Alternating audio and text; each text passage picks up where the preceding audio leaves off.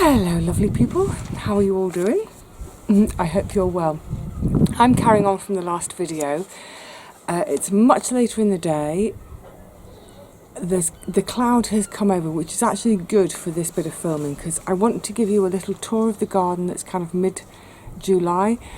So the last time you saw the garden in full with the tour was July the 3rd. Today's July the 18th, so we are 2 weeks and 1 day later. It's a little bit bonkers how things have grown. So let me show you. Actually, just to say very quickly before we start, a lot of folk, because I post stuff on Facebook, a lot of folk have said about, you know, my soil must be great, and I think my soil is good, although it's a lot of love and care too. The thing about my soil here that I'm really finding now is it does seem to be quite fertile, but it's incredibly loose. It's quite a sandy soil, which is a bit of a shock. I thought it's going to be more clay. I can tell from when I water, the water just disappears.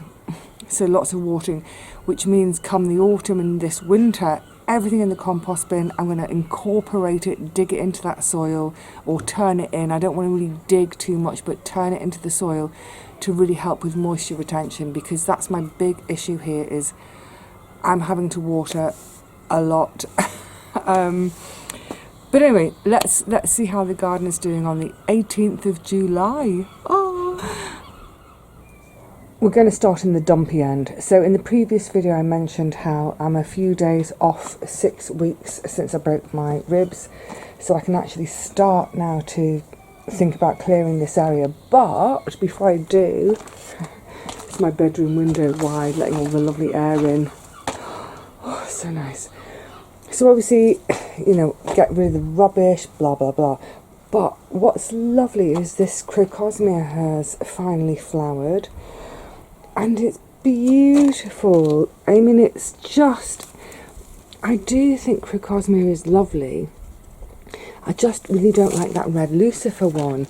So I've been taking loads of these as cut flowers and sticking them in my jug on the table in the garden as just a little flower display. So they are lovely. So what I'm thinking now is I will keep a patch up here, I think, because from the bedroom window I can see them and it's lovely. So keep a patch. Obviously all the heart's tongue ferns are beautiful, absolutely gorgeous. Keep as much of them as I can. The only issue might be, I don't know if you can see in here, oh good lord,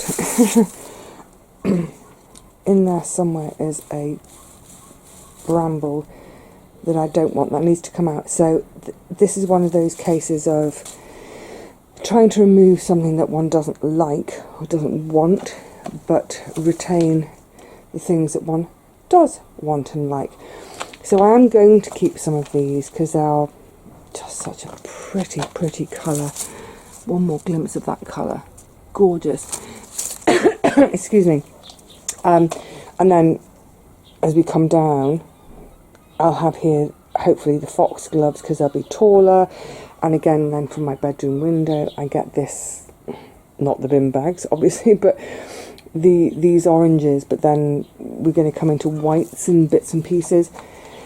Haven't done any more work on this. This is my next, this whole area now is my job for August as my ribs heal. Brilliant. And I was planning to get rid of, but now I'm thinking I might keep one of this. The thing that someone thought was a sycamore is actually, it's a Japanese anemone. Isn't that gorgeous? It's beautiful.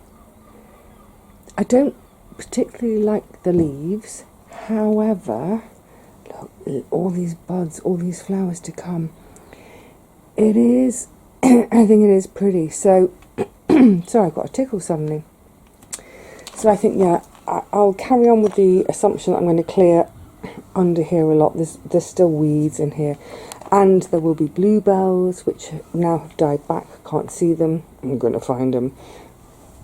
but this little pretty may stay, as well as a few of the crocosmia, but never mind them. Let's look at the food. So the first of the courgettes here, this is the yellow courgette that Paul gave me. I took off all the ones, the sort of the runts that weren't doing anything, and then one of them came and it got massive. So that one's been taken off and been made into soup. Plenty more to come. Next door is one of mine. It's a green courgette, and again, loads more developing. I've had 2 of this so far, and actually it's made me think something, and I ended up having a discussion and chat about this with Richard and Paul when they were here, and came up with a solution. I've already made 6, 12, 18 portions of soup for the winter from this lot. My freezer is starting to fill up. Guess what? I think I need another freezer. So I'm going to talk about that properly another day, because I was thinking, well, there's nowhere in the kitchen I could take. When I take the dishwasher out, yeah, maybe put a freezer in, but it's too narrow. We chatted it through together and came up with a solution. So I think that Vivi's house is going to have another freezer again. I didn't think I'd need it. I didn't really think I'd be growing this much, but I obviously do need a freezer, an extra freezer. Down here, the jasmine cuttings, I think that one's a goner. Oh, I'm not sure. None of them look particularly bonny at the moment, but we'll give them time. We'll see. So I've set them here where they're they get shade and sun. I've set them here because their mama is here. Their mama is very happy, so I'm hoping that putting them in a similar sort of situation will make them happy too. Now, brassicas. The brassica massacre, they have been absolutely done in. Actually, they're not as bad as the front ones, but I mean, there's barely anything left of them, so they might get ditched. I mean, what I'm hoping is that my brassicas have fed hummingbird hawk moths. If that's the case, I'm happy. Maybe the caterpillars are done, finished, they're off. Oh no, there's one. Sorry buddy, gonna get you off. Either way, what it's made me think is, of course, on the allotment I used to grow them in great long 4-metre rows. I had my net tunnels, my brassica net tunnels over everything. I gave away all my nets before I left London. So what I'm thinking for future, because I do like brassicas, is I'm obviously not going to have these in a long row, in a 4-metre row, 4-metre tunnel.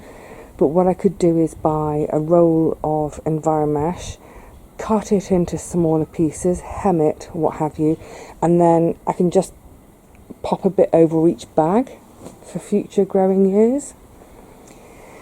I think that's what I'll do. Above them, look at all this leafage. These are the sun leaves of the curry that I've got resting in the tree. Oh, I pinched it out. I wanted to stop it growing, but I'm going to get another flower. There's no fruit behind it though, because I wanted to focus the plant's energy into... Oh, hang on, let's come back this way. I haven't checked down below, because there was one in here, a fruit in here. I can't see the fruit anymore. Never mind, because there is a fruit I've got my eye on. Oh, sorry, that's the patio. Do you see what I see? I mean, it's just grown into such a chunky monkey. That's now the size of a melon. It was the size of a golf ball 2 weeks ago. Even when the guys were here, it's growing every day. So I'm looking forward to that. I'm not sure about... Excuse me. Oh, it's hard to get in one hand and camera. I'm not sure about any of the other fruit down there, but that one, that's going to be lovely. Thank you very much. And next to it is one of my tomatoes. So last time you saw the tomatoes, they were just about up to the wall. That's another tomato. I'll give you a brief glimpse down here before we talk about other stuff. And you can see they're all now 1.5 foot, 2 foot above the wall. I mean, they've just gone crazy. We'll look at those in more detail in a second. So also down here I've got the fennel. They are bulbing up and they've got this beautiful, beautiful foliage. That's what I was saying about even if you put these in your border and you don't get you know, a veg from them, have them in your border because they're beautiful plants. Gorgeous. The tray in front, that's some of the gift plants from the guy's last visit. They'll be going in soon, some of them. And behind, this is my happy place. Let me show you. This is gigantis, beans forming, tons of flowers, and for every little flower I'm hoping I'll have a bean. Beans forming, yay, and they go all the way up and up and up and up and up. And I did pinch out the top. I want the energy to now go into bean production. Oh, I couldn't be happier. I couldn't be happy. Look at this. Oh, this beautiful, beautiful flowers. So pretty. Like little peas. Isn't that gorgeous? So that's the Gigantes doing great. So remember, this is, where are we? 18th of July. This all got planted at the end of May, so we're 6 weeks in. Great. The rest, let me step back so you can see it a bit better. Watch me go. The rest of this teepee is cucumbers. I've had 2 off already. I can see. Oh, let me get in behind that leaf. Oh, hang on. Come the other way. Come over here a bit. There's another one. See, I've just it's onto the stone so it don't rot. That one, and it's got a friend over here. They're going to be harvested in the next couple of days. Get them soft. So they're early ones from the plant that Paul gave me, but now my own are starting to, where did I see it? My own are starting to fruit, which is great because hopefully by the time it's big enough to eat, I'll have a couple of ripe tomatoes. The variety of tomato I'm growing this year is Gardener's Delight. And the thing about Gardener's Delight is they do tend to ripen quite late. So anyway, next to it, that's a tomato. So I think all the tomatoes are now at 4 trusses of flowers / fruit. Some of them are at 5. Once they get to 5, I'll nip out their tops. There's another one next to it. Great. This courgette down here has been so productive. Oh my goodness, yeah. I reckon give it another week and that's another, I reckon there's another 3 or so to harvest. So I'll be making another batch of soup. I need that extra freezer. I'm chuffed. And some chard next to it. There's chard everywhere. Chard. The thing about chard is it's great in recipes that call for spinach. Sometimes the stalks can get a bit tough. Cut the stalks out, chop the stalks up, whack them in the freezer, and they can go either into stews in the winter or just for helping to make stock. But use the fleshy, leafy bits as you would spinach. Fabulous. Yay, the little pelargoniums that got planted into pots are flowering now. So sweet, some of them anyway. The supermarket rose looks really happy. It's just getting on and doing its thing. Next door, the bag of fennel. Oh, I'm loving this. I mean, look, isn't that a gorgeous plant? That is absolutely gorgeous. I think in the border there are two plants I love which you wouldn't expect in a flower border, for example, and that's fennel and chickpeas, just for their foliage. Gorgeous. Put that foliage amongst flowers and then at the end of the day get to eat a bulb, hopefully. Once more's coming. Fingers crossed for a bulb. Oh, and the shrub that I inherited, which is something albia or whatever. That girl is laughing at me again. Grandiflora. It looks like it's just about to come into flower and do something fabulous. Well, I can't ignore this moment any longer. The last tour I showed you for July the 3rd, beginning of July, the tomatoes were about up to the wall, and now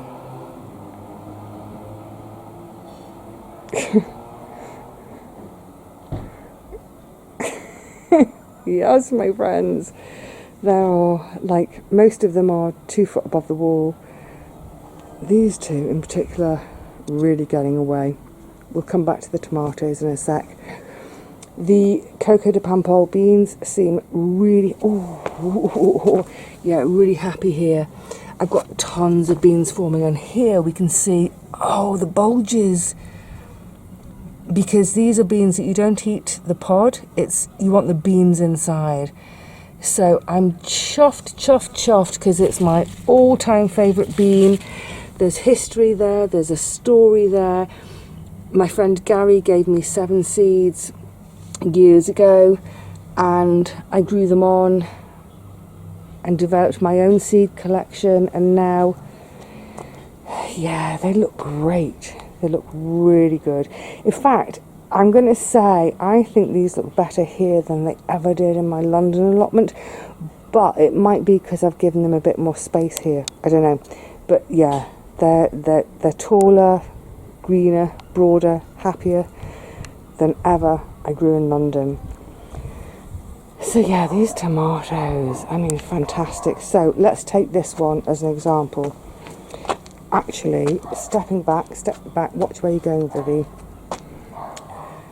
I've done some tomato cares today, but I think I need to prune some of the foliage. The bottom, I definitely need to prune bottom foliage. But here's the example of this one. We've now got one proper truss, fruit fully formed, getting bigger by the day. Gardener's Delight do ripen late, so if you're in a really blight prone area, Gardener's Delight might not be the one for you, because before they ripen you could get blight. But we've got one truss. Here's the second truss. Fruits nicely forming. These last ones are yet to form. Third truss. Most of the fruits have formed, but tiny still. Fourth truss. Tiny. I mean, look. Oops, sorry. Hang on a sec. Look at the size of this fruit. Tiny. So that's my fourth truss, and then, hang on. Here's my. Don't ignore that one. That's the one behind. But here's my fifth truss. So, I've got a sixth truss here. I could probably... I did my pinching out and cares. Never mind, there's one more to pinch. I could probably remove this truss now. I'm tempted to leave it. I can remove the growing tip, stop it growing anymore, and now let all these trusses develop. But, I mean, goodness me. From a moment of whim on the 23rd of April this year, still with boxes all around me, I thought, stuff it, I'm going to put a few seeds in, I need to grow, I'm a grower. And now, here we are. So tomatoes are getting along great. The coco de pampol are, look at that one, don't go on the floor. They're all looking great. I mean, everything's looking great. I'm chuffed. But what a difference. Okay, same seed, same growing conditions. We go to the grow bag tomatoes. What's interesting is this grow bag and that grow bag are behaving differently. They're much greener, bigger, healthier looking. This grow bag is, the plants look yellow and spindly and pathetic. So I'm actually thinking maybe that grow bag's got something rubbish in it. I don't know. I'm not doing grow bags again, so lesson learned. But yeah, these three, spindly and pathetic, and well, we've got here one truss, minuscule, second truss, beginnings of third. Remember over there we've only, with the others we had 5 trusses. These ones we've got a truss with 1, 2, 4, 6, 8, 9, 10 fruits on. Second truss, third truss. So just looking at that again, that's the first truss with 10 fruits compared with this one, first truss with, I mean, it's barely 5. I think, I don't know, I think there's something rubbish in there. So anyway, in total I've got 23 tomato plants in the back garden and with the front garden too. So I'm going to get a great harvest. All the more reasons to get another blimmin', what do you call it, freezer. So they're doing okay. Back to this corner for a second. Oh, again, loving seeing some pelargonium flowers starting to come out. The bird bath, I have put a pebble in there now, so there's somewhere a little bit more secure for the insects to land. Look how the ivy's coming back already. Oh my goodness. I'm going to leave it for now and tackle it in the autumn once my growing is done. But yeah, I mean, it's voracious. It's going to be, I think it's going to be a lifelong issue.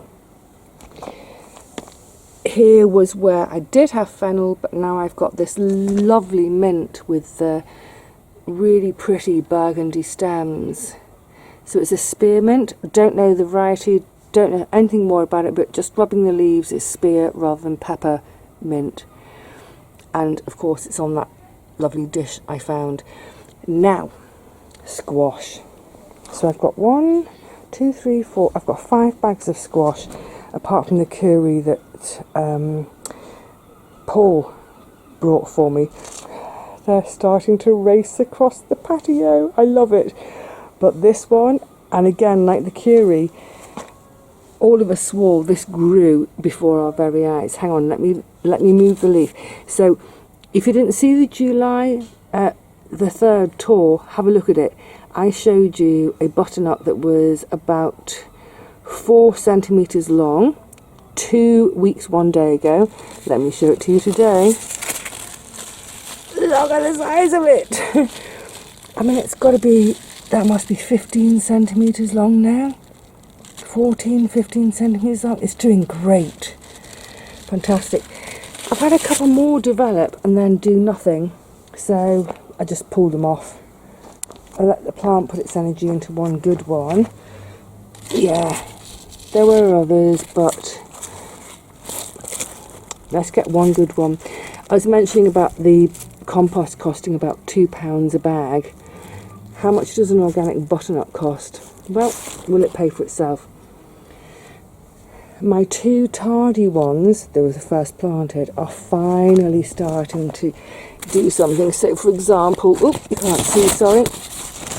It's now starting to put something out here. We've got our first flower. And I can see down here the first fruit forming. So hopefully when that flower comes out, there's still enough flowers around for the pollinators to come in and get excited. Likewise, this one. Yeah, we'll see. We'll see what happens. This one's on a root march. I can't remember. Have I seen any babies on this one? Do you know what? The sun might have gone in a bit with clouds, but it's still muggy. No, but the fact that it's starting to put flowers out tells me it's thinking, oh, look, it's getting excited about doing its thing. They'll put male flowers out first just to test for pollinators, and once they detect pollinators, they'll start chucking females out. Likewise this one, and oh a baby. It's a girl. We're having a girl. Fantastic. And oh, hang on a minute. An even bigger girl. Oh, I wonder if I can keep both of them. It'd be nice to have twins, because you can see I might nip these two out just so it focuses on this one. And where this one is, if any more come on this stem, nip them out. Let's have two goodies rather than 5 or 6 lilies that rot off. Good. Oh, I'm very happy to see you. Welcome to the world. Oh, I'm chuffed about that. The Nigella, the Love in a Mist, is starting to set seed, which will end up in my patio cracks. I don't mind a couple. If there's too many, I can just pull them. Over here, oh, so these tomatoes, again, compared, I mean, that bag is rubbish. This bag is a little bit better. The black bags are considerably better. So these are romping and doing exactly what I wanted. Oh, and this one is as well. You can see it's like up to the wall. I want it to just go over, hang over, do its own thing. The marjoram, oh, it's just not happy. I don't know what I'm doing wrong. I water it, not too much, not too little. I don't know. Maybe it's not got enough space for its roots. That's a rethink, jobby. I'll have a rethink. And down here are the foxglove seedlings. Now, I thought they were doing nothing. So, just before I started filming now, I looked back at my filming from the beginning of July.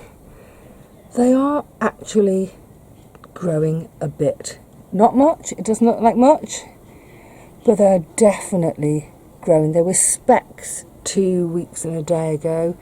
They are more than specks now. So I think it's one of those things of, this is the long game, just be really patient, Vivi. I mean, I'm not known for my patience, I'm a 100 miles an hour girl, but yeah, just be patient. And the plan with them is, anyway, is to plant them this autumn in order to flower next year. So, you know what, they can take a little while because I haven't cleared the area for them anyway. I'll clear the area and then they can go in. So, I'm happy. I'm happy with most of my veg. The lesson learned about the brassicas getting massacred. Oh yeah, just before we finish washing up, the rose you saw in the other video, the rambling rose. Oh, and I've got some interesting fungi. Don't know what that fungi is, I'll have to look it up, but that little rambling rose is really wanting to get away now, which is great. These two brassicas, one is purple sprouting broccoli, one is dazzling blue kale. They had escaped the massacre, mostly, but they've now been found. Maybe what I might just try and clean them of all caterpillars and let them reshoot. But the interesting thing is the shade tomato. So all the tomatoes, like I said, they're all started from the same seed, all the same conditions. This has grown, it's now grown up and it's up to here. And it has set 1, 2, 3, 4 trusses, but they're really not doing much. But you know what, on the other hand, it's kind of doing more than in that first blooming grow bag. Anyway, as an experiment, I'll let it be, but I think it's probably, it's not so much the coolness in this corner. It is cooler than the rest of the garden. I think it's more about the direct sunlight. Tomatoes want the direct sunlight, but you know, it's worth doing an experiment. So there we go. What's lovely is, oh, I've put bunting out since you last saw the garden properly, is in my hanging pot. Oh, you're so pretty. You're so very pretty. It's nice to just have a little bit of prettiness, isn't it? Oh, and in the previous video you will have seen me earlier on today. Let me move my chair out of the way. This is all the lettuce I pricked out. And I mentioned that I was going to put it in the shade because having pricked it, that's one shock for the day. I don't want them in direct sunlight. So they can sit here for a couple of days. I think we'll do some storms. And then I can move them into direct sunlight once again. Just let them settle down. But there's 30 lettuce there. If I have 2 a week, that's 15 weeks. That's 3 months. That's to August, September, to middle of October, end of October. I could have a couple of lettuce a week if these all come to fruition. I'll be happy with that. Whew. Do you know what? It may have clouded over. The sun may have disappeared for a minute, but oh, hang off, hot mum. Oh, I love this site. Oh yeah, I particularly love this site with gifts from Richard and Paul and just everything else starting to get away. The sea, it's not looking quite so blue since the clouds came over, but oh, I fancy a dip. So there we have it for the middle-ish of July, the 18th of July. I think you'll agree there's been great growth in a couple of weeks. It's bonkers. I will do another tour in a couple of weeks as we go into August, but yeah, I'm chuffed. I'm chuffed. All that work of clearing, and there's still loads to do. There's still so much to do, but you know, I moved in 3.5 months ago. To have a productive garden in that space of time when I've had everything else to do, I think is just wonderful. I'm chuffed to bits. I'm eating from my garden already. Courgettes and cucumbers coming out of my ears. I'm looking forward to the first tomato. I'm going to have squash. Yeah, the brassicas, that's not really, but I've got all the chard. I've got tons and tons of leafage as well. So like I said, I'm chuffed. And it just goes to show, I think, you know, when you're working hard in the garden, you're doing stuff like clearing weeds, and you're sitting night after night after night chopping detritus to get it into smaller bags or whatever it is, and you feel a bit fed up and unmotivated and thinking, oh, is it worth it? These times are what you need to hold in your mind. All those days when you think, I can't be bothered, just remember what the good days look like, and the good days are there's food coming. That I've already had food. It's worth it. Stick with it. Do the work. Do the care. Give it love, and you'll eat. It's as simple as that. Right. Oh, that breeze is lovely. Oh yeah. Let's have more breeze. More breeze. That's enough for today. I will see you again really soon. Not sure for what, but I will see you soon. So until then, enjoy your gardens. Give them the work and love and attention they deserve, and they will repay you tenfold. Until the next time, cheerio.